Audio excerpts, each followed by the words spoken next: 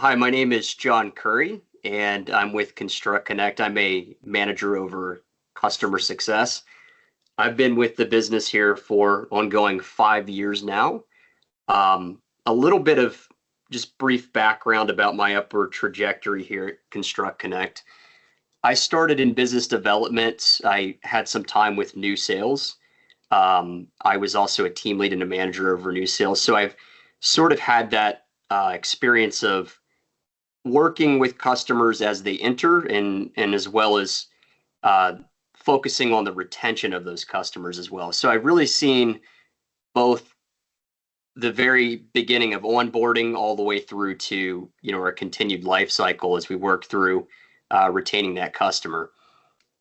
So when we're talking about measuring the metrics that matter, what I like to really think about here is kind of like what we do here at ConstructConnect. We would have what we might call the number one thing at the business. That's going to be the thing that everyone wants to focus on across all of our departments.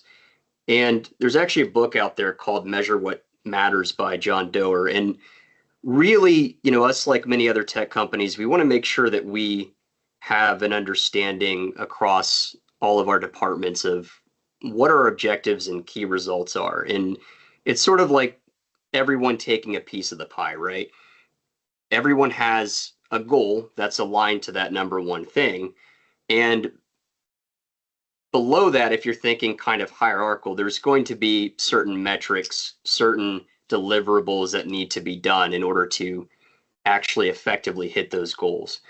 So when I take that and I translate that to the industry we serve, construction, and even more so pre-construction processes, I really start to think of things like the bid win ratio, things like cost control, estimate accuracy, and how that can lend itself to, again, hitting an overarching goal that a construction company might have, whether that's related to revenue or whatever it might be.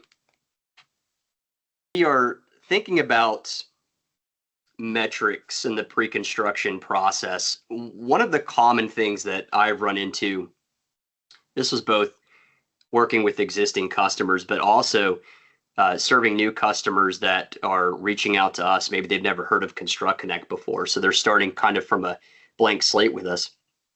But it seems like the trend is usually looking at bid to win ratio. How can we improve that? And there's really steps that you can think about to get there, and starting with defining what your overall business strategy should be.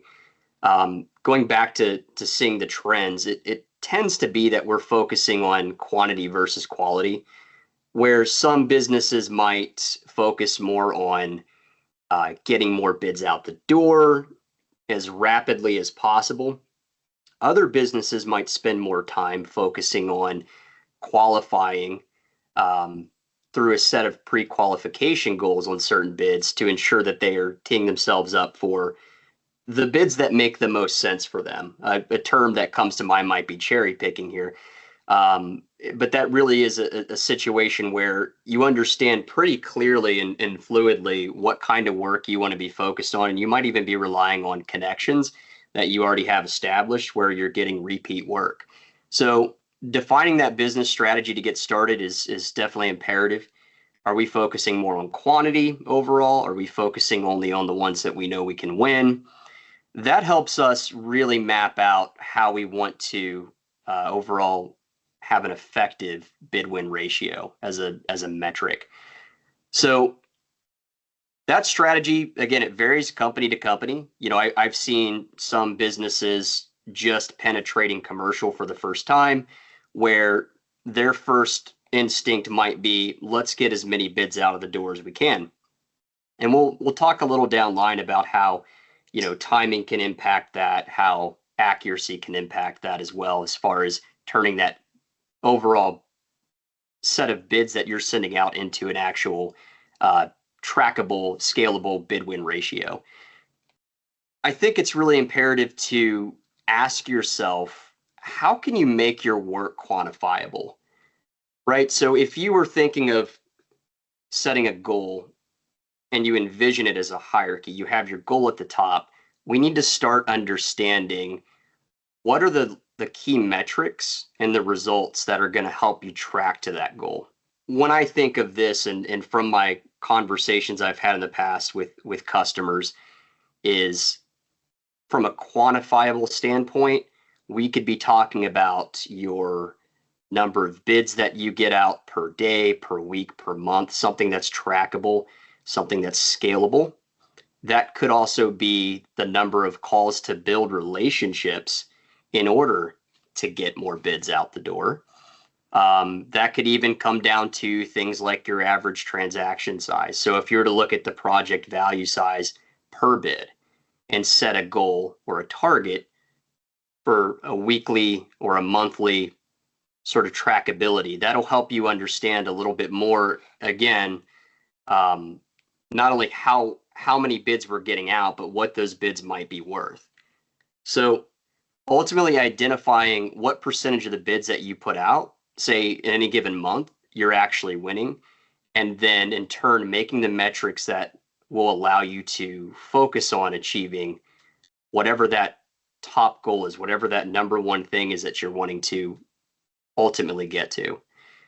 So if you're looking at things like the amount of bids that you're putting out and you're trying to track for win rate, there are a couple of things that you could do. You could look at historical data that you've already prepared. This would be going back into the back catalog or the backlog of projects that you've been working on and understanding where you've been in the past. And in turn, this can help you quantify or map to where you want to go in the future. You could also do things like look at industry standards. So they say out there 10 to 20% win rate on hard bid public competitive work is what you should strive for. And then 30 to 50% win rate on negotiated or selected bid work. That might fall a little bit more in line with what we were discussing earlier with focusing on more of a quality strategy where you're picking projects that make sense for you, you're pre-qualifying them, and you have significant confidence that those are the projects that you will win. So further down the line, we can look at that historical data. We can start with what we know already. We can look at, again, the historical or the industry standard. But if you really focus on breaking down your prior year's revenue by, say, month and week or even quarter, there's many ways that you can slice that. You're able to really set sort of a standard that you know you've achieved in the past. And in turn, you can take that and focus on an increase of growth. Maybe that's by 10% or 20%. And to give you an example of what that might look like, let's say your team bids 10 projects per month of negotiated work. If you're taking what the industry standard says of the 30 to 50% win rate, then you would be striving for winning 4 of those 10 projects, so a 40% overall win rate. And then say it was the opposite of that, you're doing public competitive bidding. So again, let's say that you were averaging 5 projects per month, hard bid, target to win 1. That's 20% win rate. Those are just examples, but ultimately that should give you kind of an idea of how you can take both your prior bid output and understand what the prior win rate was, but also take that and align it to a growth opportunity. So to kind of speak a little bit more on that as well, when I was working with brand new customers, this is probably one of the most common conversations that we would typically have. We would discuss a little bit about, where you currently stand as a business. What is your current bid output, say in any given month? What percentage of those bids are you currently winning? And where would you like to go? What is our goal here? We want to obviously drive growth. And that turns into really understanding processes when it comes to cost control and estimate accuracy, as well as the time it takes you in general to get any given bid out the door. So when you start thinking about cost control and estimate accuracy, some questions that come to mind to really help you vet those processes that you have in play today that lend themselves to the metrics that we've been talking about here. Are you staying competitive in your overall pricing? Is your labor cost competitive? Is your vendor pricing competitive when it comes to your materials? Ask yourself those questions and really vet that process and get a good understanding of what is directly impacting both your bid output as well as your win rate. So I mentioned earlier things like material cost or working with vendors, for instance. In my experience working with customers, there are many ways to really get updated pricing from those vendors. But the question I usually have is, are we updating our material cost per project, per week, every month, every quarter? What exactly does that look like for us? And are we staying competitive when we do that? And that's what I mean by really vetting your process. Are we actually working with the same vendor every time?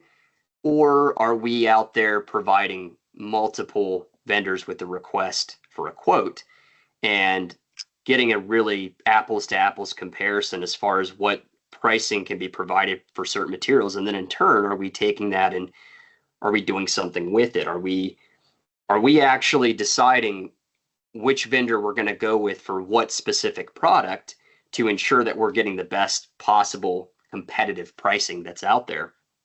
And then from a labor cost perspective, again, I mean, we can go off of industry standards, historical data that you already have.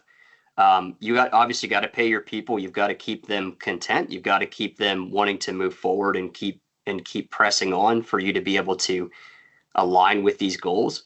But at the end of the day, it as well is something you want to vet overall and get a good understanding of whether you're competitive compared to your competitor right next door who's also possibly bidding the same project.